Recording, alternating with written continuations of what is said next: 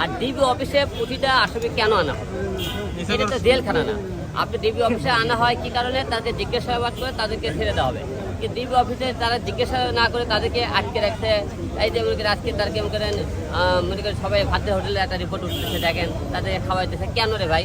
এই যে আজকে পুলিশ আজকে মনে করে সমালোচনা করতে তাদের কার্যকলের কারণে, কারণ এই কাজটা তারা করা ঠিক হয়নি। কারণ আসামি ধরে লেখতে আপনারা ছেড়ে দেন, আপনাদের কয় দেখানা না প্রতিটা ছাত্রছাত্রীকে ধরে আসতেছেন, তাদেরকে আটকে রাখতেছেন এবং আপনাকে ইচ্ছে মতো ধরে আসছেন, ইচ্ছে মতো লে যাইতেছেন। ভাই আপনার সাথে তো মাথা নিচে রেখে দেন।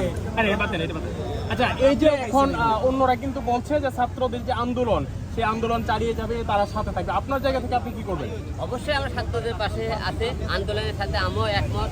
কারণ আমরা ছাত্রদের পাশে চাই এবং আমরা এমন আন্দোলন চাই না যে আন্দোলনে মানুষের সন্তান, মানুষের বুক